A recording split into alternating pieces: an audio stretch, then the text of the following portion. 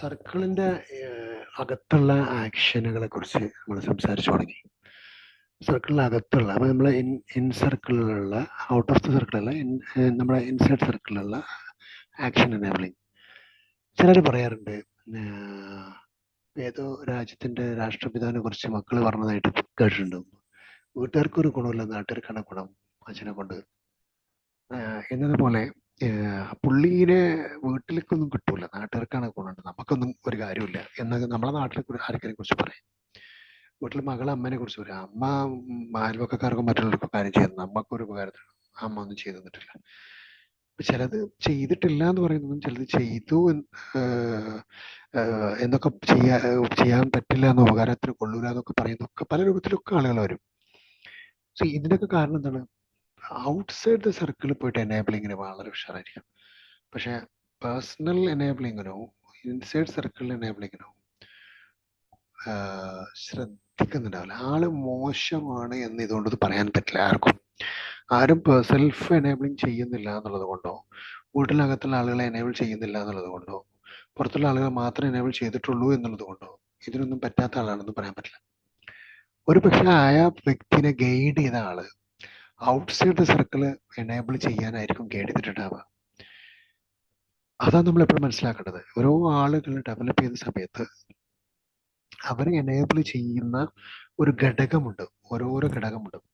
ഒരു സീരിയസ് ആയിട്ടുള്ള ഒരു ഘടകമാണ്. ആ ഘടകം അവരെ എനേബിൾ ചെയ്യിപ്പിച്ചിട്ടുണ്ടാവുന്നത്, എനേബിൾ ചെയ്യാൻ വേണ്ടി പ്രേരിപ്പിച്ചിട്ടുള്ളത് നമ്മളെക്കാളും പ്രധാനം മറ്റുള്ളവരുടെ കാര്യമാണ് എന്ന് പറയാം. അവനവൻ പട്ടിണി കിടക്കുന്നത്, അതായത് അവനവൻ വയറ് നിറച്ചു കൊണ്ടുന്നത് അയൽവാസി പട്ടിണി കിടക്കുമ്പം എന്നിൽപ്പെട്ടവനല്ല എന്ന് പ്രവാചകനായ മുഹമ്മദ് നബിയുടെ ഒരു വാചനം നമ്മളൊക്കെ പഠിച്ചിട്ടുണ്ടാവും. അപ്പൊ അവിടെ അവനവന്റെ അവനവനെ പട്ടിണി മാറ്റാൻ എനേബിൾ ചെയ്യിക്കുന്നതിനേക്കാളും അവനവന്റെ വയറ് എനേബിൾ ചെയ്യുന്നതിനേക്കാളും പ്രധാനം അയൽപ്പക്കത്തുള്ള ആളെ പട്ടിണി സെറ്റ് ചെയ്യാനുള്ള അയാളെ ഹെൽപ്പ് ചെയ്യുക എന്നുള്ളത് തന്നെയാണ്. അപ്പോൾ ഇവിടെ നമ്മൾ മനസ്സിലാക്കേണ്ടത് ഇപ്പോൾ സോഷ്യൽ കമ്മിറ്റ്മെന്റ് കൂടുതലുള്ള റിലീജിയനുകളും ഫിലോസഫികളും പോളിസികളും അങ്ങനെയൊക്കെ തന്നെയാണ് പഠിക്കുക. അവനവനേക്കാളും പ്രധാനം മറ്റുള്ളവർക്ക്. ചിലർ പറയാറില്ലേ, ഇനി എനിക്ക് എന്റെ മേലെ കൂടെ നിനക്ക് മറ്റൊരു തൊടാൻ പറ്റുള്ളൂ എന്നൊക്കെ പറയാറില്ലേ, എന്നെ തൊടാൻ നിനക്ക് അവനെ തൊടാൻ പറ്റില്ല എന്നൊക്കെ പറയും.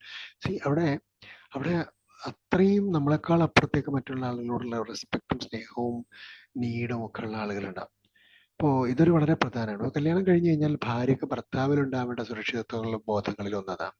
എൻ്റെ ഭർത്താവ് എന്നെ സുരക്ഷിതത്വത്തിന് ഏറ്റവും പ്രധാനപ്പെട്ട ആളാണ്. എൻ്റെ അച്ഛൻ, എൻ്റെ അമ്മ ഞങ്ങളെ സുരക്ഷിതത്തിന് ഏറ്റവും പ്രധാനപ്പെട്ടവരാണ് ഞങ്ങളുടെ വിഷയത്തിൽ. ഇപ്പം നമ്മുടെ നാട്ടിൽ ഇപ്പോൾ പൊതുവെ കുറവുള്ളൊരു കാര്യം അതാണ്. കാരണം അച്ഛനും അമ്മയും മക്കൾക്ക് വേണ്ടിയിട്ടില്ല നിലകൊള്ളാം. മക്കളെ കൊല്ലുന്നവര്, മക്കളെ ഇട്ടിട്ട് പോകുന്നവര്, മക്കളെ ഉപേക്ഷിച്ച് വേറെ ആളെ കൂടെ പോകുന്നത്. അപ്പൊ സുരക്ഷിതത്വം കുറഞ്ഞു വന്നുകൊണ്ടിരിക്കുകയാണ്. അത് എവിടുന്നാണ് ആ ഫീലിംഗ് കയറി വന്നു എന്നുള്ളതല്ല.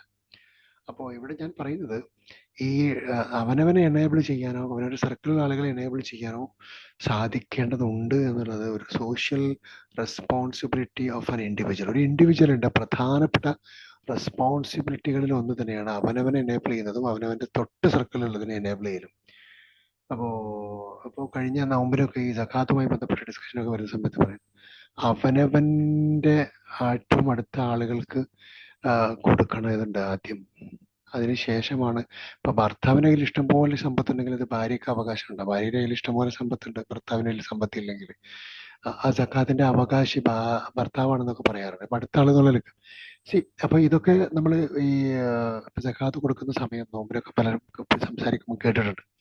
നിങ്ങൾ പലരും കേട്ടിട്ടുണ്ടാവും. ഏത് മതക്കാരായിരുന്നാലും ഏത് ജാതി ആയിരുന്നാലും ഏത് ഒരു ഫിലോസഫി ആയിരുന്നാലും ഇത്തരം കാര്യങ്ങളൊക്കെ നമ്മൾ കേൾക്കുകയും പഠിക്കുകയും ചെയ്യുന്നത് ഗുണം ചെയ്യും.